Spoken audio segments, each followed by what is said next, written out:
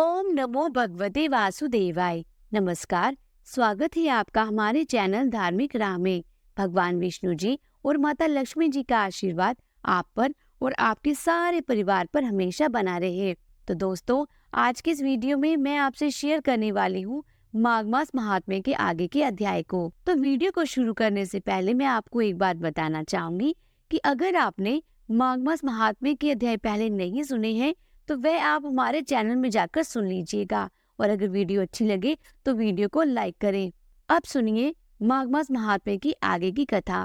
श्री सूर्य कहते हैं कि उन श्रेष्ठ ब्राह्मण को वह उत्तम नगर दान करके राजा चमत्कार धन्य धन्य हो गए।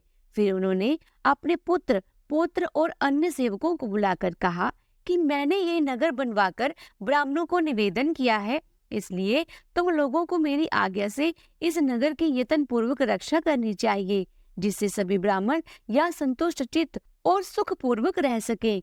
जो राजा भक्ति युक्त होकर इन सब ब्राह्मणों का पालन करेगा, उनकी सेवा करेगा, वह इस भूतल पर महान तेज प्राप्त करेगा। ब्राह्मणों के प्रसाद से और मेरे वचन से वह दीर्घायु और निरोगी रहेगा। इसके विपरीत जो कोई इनके प्रति द्वेष रखकर इन श्रेष्ठ ब्राह्मणों को कष्ट पहुंचाएगा, वह निश्चय ही नरक में जाएगा। ऐसा कहकर राजा चमत्कार तपस्या में लीन हो गए। उनके पुत्र पौत्र आदि ने भी उनकी दी हुई शिक्षा के अनुसार ही बर्ताव किया। पुत्रों को राज्य और ब्राह्मणों को नगर देकर राजा ने अपने लिए शंख तीर्थ में आश्रम बनाया और वहीं रहकर बड़ी श्रद्धा के साथ देवादिदेव महेश्वर की आराधना की। उनकी आराधना से प्रसन्न होकर महादेव जी ने प्रत्यक्ष दर्शन दिया और कहने लगे, हे राजन, मुझसे मन वांछित वर मांगो। तब राजा कहने लगे, प्रभु, अनेक तीर्थ का आश्रयभूत ये पुण्यतम क्षेत्र आप भगवान हटेश्वर के महात्म से सब पापों का नाश करने वाला है। संपूर्ण देवताओं के अधीश्वर, मैंने श्रद्धा युक्त पवित्र चित्त से इस उत्तम नगर का निर्माण कराकर इसे ब्राह्मणों की सेवा में समर्पित कर दिया है। इस नगर में आप अपने पार्षद गणों के साथ सदा अचल रूप में निवास करें। भगवान शिव ने कहा, राजन, मैं इस नगर में अचल होकर निवास करूंगा, इसलिए तीनों लोकों में अचलेश्वर नाम से मेरी ख्याति होगी। जो मनुष्य यहाँ स्थित हुए मेरे स्वरूप का भक्ति पूर्वक दर्शन करेगा, उसके यहाँ संपूर्ण देवताओं की विभूतियां अविचल रूप से निवास करेंगी। जो माघ मास के शुक्ल पक्ष की चतुर्दशी में श्रद्धा पूर्वक मेरे लिंग में विग्रह को घी से स्नान कराएगा, उसका समस्त पाप सूर्योदय से अंधकार की तरह नष्ट हो जाएगा। इसलिए राजन, तुम यही मेरे लिंग स्वरूप की स्थापना करो, मैं यहाँ अचल रूप से अवश्य ही निवास करूंगा। ऐसा कहकर देवेश्वर शिव अंतर ध्यान हो गए।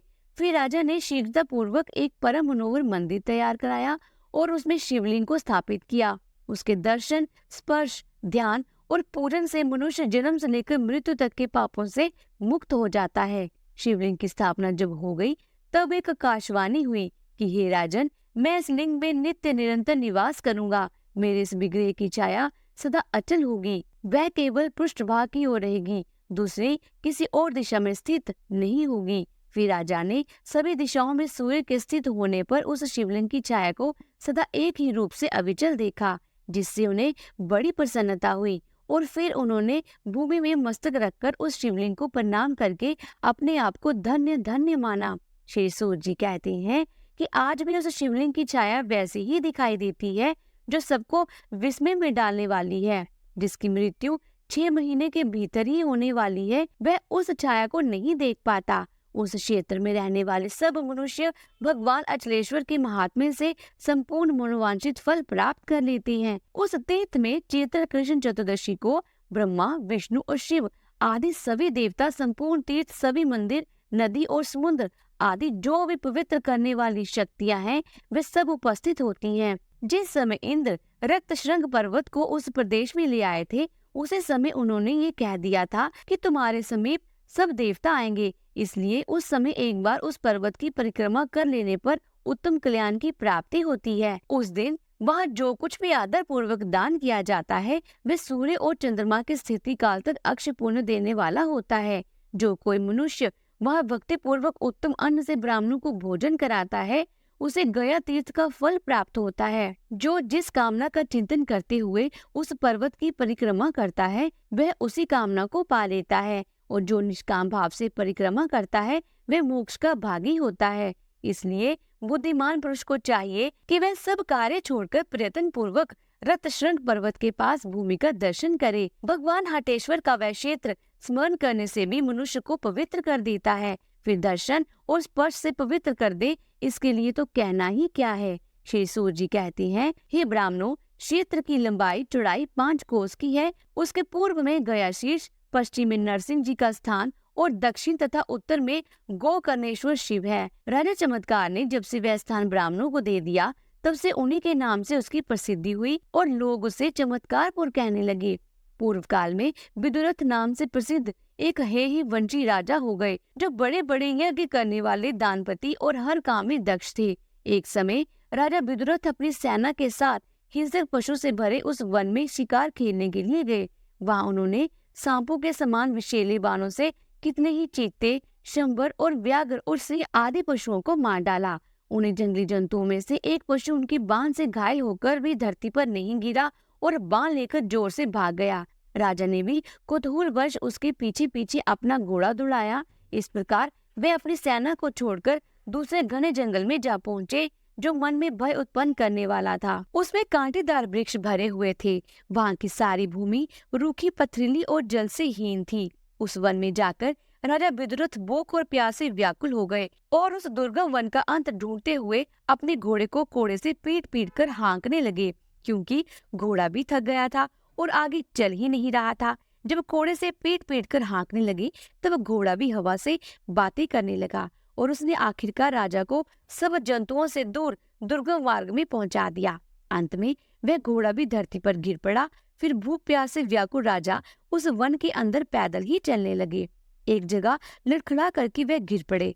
इतने में ही उन्होंने आकाश में अत्यंत भयंकर 3 प्रेत देखे, जिन्हें देखकर वह डर गए और जीवन से निराश होकर बड़े दुख से बोले कि तुम लोग कौन हो? मैं भूख प्यास से पीड़ित राजा विदुरथ हूँ। शिकार करने के लिए जीव जंतुओं रहित इस वन में आ पहुंचा। तब उन 3 प्रेतों में से जो सबसे बड़ा था, उसने बड़े विनय पूर्वक हाथ जोड़कर कहा, महाराज, हम तीनों प्रेत हैं और इसी वन में रहते हैं।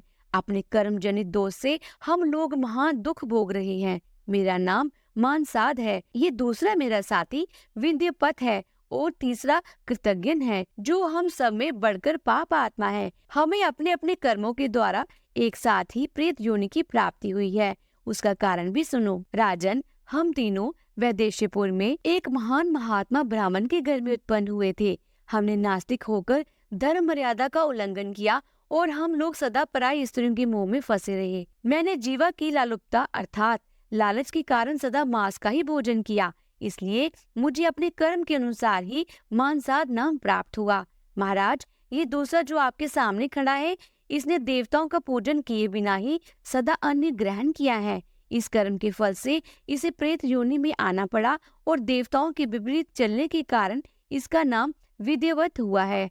और जिस पापी ने सदा दूसरों के साथ कृतज्ञता विश्वासघात किया है, वही अपने कर्म के अनुसार कृतज्ञन कहलाता है। राजा ने पूछा, इस मनुष्य लोक में सभी प्राणी आहार से ही जीवन धारण करते हैं। जहाँ इस घने जंगल में तुम लोगों को कौन सा आहार मिलता है, सो मुझे बताओ। मानसाद कहने लगा, राजन, जिस घर में भोजन के समय स्त्री में युद्ध होता है, वहाँ प्रेत भोजन करते हैं। राजन, जहाँ बलि वैष्णो देव किए बिना और भोजन में से पहले अग्रेशन अर्थात गोग्रास निकाले बिना भोजन किया जाता है, उस घर में भी प्रेत भोजन करते हैं। जिस घर में कभी झाड़ू नहीं लगता, जो कभी गोबर आदि से नहीं लीपा जाता और जहाँ मांगलिक कार्य और अतिथि आदि के सत्कार नहीं होते, उसमें भी प्रेत भोजन करते हैं। जिस घर में टूटे हुए बर्तनों का त्याग नहीं किया जाता और वेद मंत्रों की ध्वनि नहीं होती, वहाँ प्रेत भोजन करते हैं। जो श्राद्ध दक्षिणा से रहित और शास्त्रोक्त विधि से हीन होता है और जिस पर रजस्विला स्त्री की दृष्टि पड़ जाती है, वह श्राद्ध और भोजन हमारे अधिकार में आ जाता है। जो अन्न, केश, मूत्र, हड्डी और कफ आदि से संयुक्त हो गया है और जिसे हीन जाति के मनुष्यों ने छू दिया है, उस पर भी हमारा अधिकार हो जाता है। जो मनुष्य चुगली करने वाला, दूसरों का कष्ट देकर प्रसन्न होने वाला, कृतज्ञन और गुरु की शैया पर सोने वाला है और जो वेदों और ब्राह्मणों की निंदा करता है, ब्राह्मण कुल में पैदा होकर मांस खाता है और सदा प्राणियों की हिंसा करता है, वह प्रेत होता है। जो पराई स्त्री में आसक्त, दूसरों का धन हड़प लेने वाला और पराई निंदा से संतुष्ट होने वाला है, और जो धन की इच्छा से नीच और वृद्ध पुरुष के साथ अपनी कन्या का विवाह कर देता है, वह प्रेत होता है। जो मनुष्य उत्तम कुल में उत्पन्न विनयशील और दोष रहित धर्म पत्नी का त्याग करता है, जो देवता, स्त्री और गुरु का धन लेकर उसे लौटा नहीं देता है, और जो ब्राह्मणों के लिए धन का दान होता देख उसमें विघ्न डालता है, वह प्रेत बन जाता है। राजा ने सुना तो पूछा, मनसाद, अब ये बताओ कि कौन सा कर्म करने से मनुष्य प्रेत नहीं होता। तब मनसाद कहने लगा कि जो पराई स्त्री को माता के समान, दूसरे के धन को मिट्टी के ढीले के समान और सभी प्राणियों को अपने समान देखता है, वह कभी भी प्रेत नहीं होता। जो सदा अन्नदान में तत्पर, विशेष तिथि सत्कार में प्रेम रखने वाला, स्वाध्यायशील और व्रत पारायण होता है, वह प्रेत नहीं होता। जो शत्रु और मित्र में समभाव रखने वाला और मान तथा अपमान में भी क्षमता का त्याग न करने वाला, वह प्रेत नहीं होता। जो धर्म में लगे हुए तथा धर्म मार्ग पर चलने वाले मनुष्य का उत्साह बढ़ाता है, वह भी प्रेत नहीं होता। जो सदा यज्ञ कर्म में लीन, सदैव तीर्थ यात्रा परायण और सदा शास्त्र श्रवण करने वाला है, वह मनुष्य प्रेत नहीं होता। जो बावली, कुआं और पोखरे बनवाता, बगीचे लगवाता, क्याऊ लगवाता, वह प्रेत नहीं होता। राजन, हम इस प्रेत योनि से बहुत कष्ट पा रहे हैं, तुम हमारा उद्धार करने वाले हो जाओ। दयाशीष नामक पवित्र तीर्थ में जाकर तुम हम तीनों के लिए अलग अलग श्राद्ध कर्म करो, जिससे हमारी ये प्रेत योनि निर्वृत्त हो जाए। तब राजा बोले, जिस योनि में इस प्रकार पूर्व जन्मों की बातों का ध्यान होता है, आकाश में भी चलने की शक्ति प्राप्त रहती हो और धर्म तथा अधर्म का समय ज्ञान है, उसको तो निंदा क्यों करते हो। मनसार ने कहा, राजन, ये प्रेत योनि अदम देव योनि कहलाती है। इसमें केवल 3 ही गुण हैं। पहला पूर्व जन्म का स्मरण, दूसरा आकाश गमन की शक्ति और तीसरा धर्म और अधर्म का निश्चय। इसके सिवा इसमें सब दोष ही दोष भरे हुए हैं। अगर हम लोग इस वन की सीमा से बाहर जाते हैं तो हमारे ऊपर बिना देखे हुए मुदगरों की मार पड़ती है। इसके सिवा समस्त धार्मिक क्रियाओं का अनुष्ठान केवल मनुष्य के लिए ही विहित है, प्रेत योनि या फिर देव योनि में गए हुए जीवों के लिए नहीं। राजन, जब सूर्य वृष राशि पर स्थित होते हैं, तब ज्येष्ठ की चिलचिलाती हुई धूप में हम प्यास से व्याकुल होकर दूर से ही जल से भरे जलाशयों को देखते हैं। अगर उनके पास चले जाएं, तो हमारे ऊपर अदृश्य मुदगरों की मार पड़ती है। इस प्रकार हम दूर से ही देखते हैं। गृहस्थियों के घरों में नाना प्रकार की रसोई तैयार करके रखी हुई है और हम भूख से व्याकुल रहते हैं, किंतु उस रसोई को नहीं ले सकते। अच्छे फल वाले वृक्षों को हम देखते हैं, किंतु उन्हें सेवन करने का अवसर नहीं पाते। और अधिक क्या कहूँ, जो कि घृणित और क्लेशदायक कर्म है, सब हमारे पास स्वतः उपस्थित हो जाते हैं। बिना किसी दोष के हमारे प्राण यात्रा नहीं चलती। जल, छाया, अन्न और सवारी, ये सब हमारे लिए नहीं है। इसलिए प्रदोष काल आने पर हम सदा छिद्र ढूंढते हुए रहते हैं। हमारे आकाश गमन की शक्ति की बात जो तुमने कही है, वह भी व्यर्थ है। उस आकाश गमन की शक्ति से, धर्माधर्म वेग से और पूर्व जन्म की स्मृति से भी क्या लाभ है, जिसके द्वारा मोक्ष की सिद्धि ही नहीं हो सकती। इसलिए हे राजन, यद्यपि ये आकाश गमन आदि प्रेतों के गुण बताए जाते हैं, फिर भी उनके द्वारा कोई सिद्धि नहीं मिलती। उल्टे इन गुणों के कारण केवल दुख ही दुख होता है, क्योंकि प्रेत योनि किसी भी शुभ कर्म को करने में समर्थ नहीं है। राजा बोले, अगर मैं इस महान वन से घर को लौट जाऊंगा तो निश्चय ही तुम सब लोगों के लिए गया श्राद्ध करूंगा और यत्न पूर्वक सभी उपायों से तुम्हारा उद्धार करूंगा। इस समय तुम मुझे मनुष्य से सेवित कोई जलाशय बताओ, जिससे जल प्राप्त करके मैं तुम्हारा उपकार कर सकूं। मानसर ने कहा, राजन, इस स्थान से थोड़ी ही दूर पर एक जलाशय है, जो तरह तरह के वृक्षों से घिरा हुआ है और चित्त को सुख प्रदान करने वाला है। तुम यहाँ से सीधे उत्तर की ओर चले जाओ। सूर्य जी कहने लगे। तब राजा धीरे धीरे उत्तर दिशा की ओर चल पड़े। थोड़ी ही ऊपर हरे भरे वृक्षों का समुदाय दिखाई पड़ा। वहाँ हंस, वक तथा सारस आदि पक्षी उड़ रहे थे। वहाँ पहुंचकर राजा ने सौम्य प्राणियों से सुसेवित एक मनोहर आश्रम देखा। वहाँ एक वृक्ष के नीचे तपस्वी जनों से सीमित मुनिश्रेष्ठ जैमिनी विराजमान थे। उनके समीप जाकर महाराज ने उनके चरणों में मस्तक झुकाया और भूमि पर बैठे हुए मुनि के शिष्यों को भी प्रणाम किया। उन सब ने राजा को देखकर पूछा, महाराज, इस निर्जन वन में तुम कहाँ से आए हो? तब राजा ने कहा, इस समय मुझे प्यास लगी है, पहले पानी पीकर फिर मैं अपना सवाल बताऊंगा। तब उन्होंने राजा को जल दिखा दिया। राजा ने उसमें प्रवेश करके जल पीकर प्यास बुझाई और नीचे गिरे हुए वृक्षों के फल लेकर इच्छा पूर्वक भोजन किया। फिर पूरी तरह से तृप्त होने पर वह पुनः जैमिनी के पास आए और उन्हें प्रणाम करके बैठ गए। फिर अपना वृत्तांत कहना प्रारंभ किया कि मुनिवरों, मैं विदुरथ नाम से प्रसिद्ध राजा हूँ। महेशमतीपुरी में मेरा निवास स्थान है और मैं अपनी सेना साथ लेकर इस भयंकर वन में प्रवेश किया था। मेरे सब सैनिक लताओं और झाड़ियों की आड़ में छुपकर मुझसे अदृश्य हो गए। पता ही नहीं उन सैनिकों का अब क्या हाल होगा। मेरा घोड़ा भी गिरकर एक स्थान पर पड़ा है। मेरी आयु शेष थी कि मैं घूमता हुआ यहाँ पहुंचा। मुनिवरों, अब संध्या का समय आ गया है, इसलिए हम सब लोगों को यथा योग संध्या उपासना उपासन आदि विधि करनी चाहिए। फिर मुनियों और राजा ने संध्या उपासना की और धीरे धीरे रात हो गई। इस समय राजा की सेना के कुछ मनुष्य उन्हें ढूंढते हुए वहां आ पहुंचे और उन्हें देखकर बड़े आदर से बोले, ओह भाग्यो, जो महाराज मिल गए। ऐसा कहकर वह राजा के चरणों में गिर पड़े। फिर उन सब सेवकों के साथ राजा वृक्ष के नीचे ही पत्ते बिछाकर सो गए। प्रातःकाल उठकर उन्होंने पूर्वाह्न कृत्य स्नान, संध्या उपासना आदि पूरा किया। फिर मुनि जैमिनी को प्रणाम करके और उनकी आज्ञा लेकर अपने सेवकों के साथ महेशमतीपुरी की ओर प्रस्थान किया। मार्ग पूछते हुए धीरे धीरे चलकर राजा कुछ समय में ही अपने निवास स्थान पर पहुंचे और कुछ समय विश्राम करके उन्होंने शीघ्र ही गया तीर्थ की यात्रा कर दी। समय अनुसार वहां पहुंचकर राजा ने स्नान किया और धुले वस्त्र धारण करके पवित्र होकर श्रद्धा युक्त हृदय से पहले मनसात का श्राद्ध किया। फिर रात में सोते समय सपने में उन्होंने देखा कि मानसव दिव्य माला और वस्त्र धारण किए हुए दिव्य विमान पर बैठे हुए हैं। उस समय उसने राजा से कहा, राजन, तुम्हारी कृपा से मैं प्रेत योनि से मुक्त हो गया हूँ, तुम्हारा कल्याण हो। अब मैं स्वर्ग लोक को जाऊंगा। तब हर्ष से भरे हुए राजा विदुरथ ने विद्यायक के लिए यथायोगी श्राद्ध किया। फिर वह भी उसी प्रकार राजा को स्वप्न में दिखाई दिया और मानसव की तरह ही कृतज्ञता प्रकट करके स्वर्ग लोक को चला गया। फिर तीसरे दिन राजा ने पूर्ववत श्रद्धापूर्वक हृदय से कृतज्ञ के लिए भी श्राद्ध किया।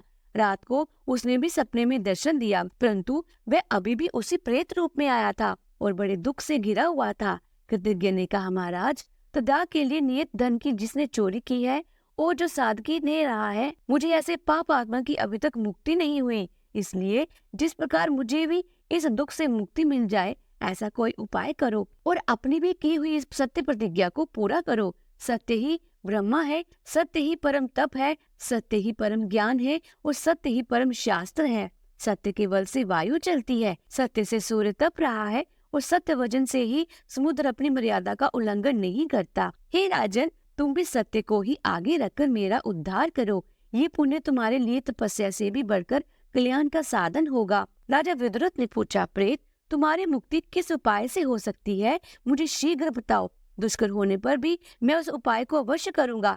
तब प्रेत ने कहा कि राजन, चमत्कारपुर में जो हाटकेश्वर क्षेत्र है, वही कलयुग से डरा हुआ गया शीर्षतीर्थ उल्लक्ष्य अर्थात पाकर नामक वृक्ष के नीचे धूल में छिपा हुआ है।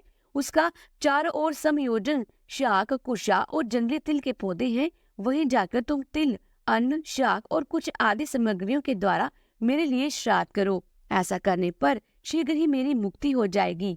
प्रेत की ये बात सुनकर दयालु राजा वहीं गए और उसके बताए अनुसार उन्होंने सब कुछ किया। पहले जल के लिए वहाँ एक छोटा सा कुआं खोदा, फिर वेदों के पारंगत श्रेष्ठ ब्राह्मण को बुलाकर कृतज्ञ के उद्देश्य से शास्त्रों की विधि के अनुसार श्राद्ध किया। उस श्राद्ध के पूर्ण होते ही कृतज्ञ रूपधारी पुरुष होकर श्रेष्ठ विमान पर सवार हुआ और विदुरथ से बोले, प्रभु, आपकी कृपा से मैं इस भयंकर प्रेत शरीर से मुक्त हो गया। अब मैं भी स्वर्ग को जा रहा हूँ। फिर सूर्य कहते हैं कि तब से लेकर गया तीर्थ क्षेत्र में वह लघु कूप प्रसिद्ध हो गया। वह उस क्षेत्र में पितरों की पुष्टि देने वाला है। जो पितृपक्ष की अमावस्या को वह काशक, जंगली तिल, तैयार किए हुए अन्न और कुशा आदि के द्वारा श्रद्धा पूर्वक पितरों का श्राद्ध करता है, वह उत्तम फल का भागी होता है। अग्नि श्राद्ध, भविष्यरात, आजव और सोमप, ये पितृगण वहाँ सदा निवास करते हैं। इसलिए उस तीर्थ में जाकर समय या असमय में सदा ही प्रयत्न पूर्वक श्राद्ध अवश्य ही करना चाहिए। तो बोलिए श्री कृष्ण भगवान की जय। आज के अध्याय में बस इतना ही। इसके आगे का वृत्तांत आप सभी अगले अध्याय में सुनेंगे। अगर आपको आज की कथा अच्छी लगी हो तो वीडियो को लाइक करें। अगर आपने चैनल को अभी तक सब्सक्राइब नहीं किया है तो चैनल को सब्सक्राइब करके बेल आइकन के बटन को प्रेस कीजिएगा। जल्दी मिलती हूँ अगले अध्याय के साथ। तब तक के लिए राधे राधे।